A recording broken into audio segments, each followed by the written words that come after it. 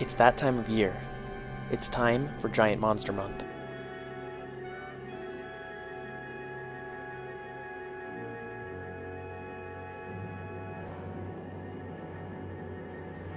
Welcome back to Giant Monster Month, and happy Halloween! For me, this season has always been about fun thrills and a spooky good time, and I hope that I've been able to bring you some enjoyment this month. But before I get ahead of myself, we still have one more review to go. Being an educational series, I chose this last movie over something like the American Godzilla or the new King Kong to bring awareness to a movie that probably not a lot of people knew had even been made. After the success of the American Godzilla remake in 2014, Toho fired back with their own new film. Bringing Godzilla back to his roots, this new monster is grotesque, mean, and badass. Commenting on the 2011 Fukushima disaster, this new Godzilla comes from a more inspired place than many of the sequels and deserves to finish out my list of reviews for this Giant Monster Month. Godzilla Resurgence, or Shin Godzilla, is a 2016 giant monster movie that begins with an incident in Tokyo Bay, causing concern amongst government officials. A tail in the water causes more panic as the public learns that there is a living beast making its way out of the bay via rivers. At this point, as Godzilla swims in shallower and shallower waters, we get a better view of the monster. In his initial state, Godzilla is an ugly, squirming mess, pushing himself up without any defined limbs throughout Japan. In this movie, much like many of the other Japanese Godzilla movies of the new millennium, the CGI is wanting. Although I generally prefer the Japanese releases of Godzilla films, their constricted budget often rips me out of the movie. In this regard, Shin Godzilla is no different. The government assures the citizens that Godzilla is of no concern, as he is incapable of making landfall in his current state.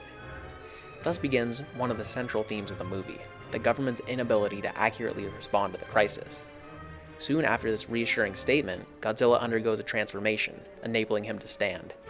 Throughout this process, we are introduced to the medley of human characters who work with different agencies, all attempting to stop the beast. The breakneck pace of this first act, with new characters being introduced and Godzilla causing more problems, is very entertaining, if a little confusing. I think the filmmakers did a good job of emulating what real disaster response looks like, adding to the theory that Godzilla represents the unfortunate set of earthquake, tsunami, and reactor disaster that all affected Japan in 2011. The inclusion of so many characters accurately represents the bureaucracy and red tape that stopped the Japanese government from responding as well as they could have to these disasters. After this first act, however, I feel that the movie loses some steam. With the exceptions of a few exhilarating sequences, the movie feels like a run-of-the-mill monster movie from this point on. The next scene of note is the classic military intervention scene. The Japanese Self-Defense Force authorizes a helicopter attack on the newly transformed Godzilla. Godzilla's final form is truly terrifying. Out of all of the Godzilla suits over the years, the design is the most monstrous by far. His fangs and red blood accents take the classic Godzilla look and update it for the modern day. The suit, as opposed to the earlier special effects, looks great. I've always been a fan of practical effects, and the Godzilla suit proves that the best way to handle effects is to start with reality and supplement with CGI. As expected, the helicopter attack fails. As the choppers target Godzilla, the monster doesn't even flinch, standing still in the face of a rocket barrage. This scene struck me as a good demonstration of Godzilla's power.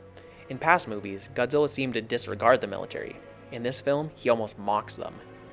After the attack fails, the Japanese government reluctantly approves international action. The Prime Minister opposes foreign intervention, fearing that Japan may become collateral damage in an attempt to stop Godzilla. American B-2 bombers only provoke him, causing Godzilla to release his famous atomic breath. In a new twist, Godzilla's breath is more of a concentrated ray, able to accurately target the bombers in the sky, and a helicopter evacuating the area. Also new is the fact that the rays also shoot from Godzilla's back, out of his dorsal fins. This gives him the ability to cause much more damage to the city. After the attack, a tired Godzilla enters a hibernation state in the middle of the damaged and irradiated city. During this time, Japanese scientists and the international community attempt to come up with a plan that will stop the monster.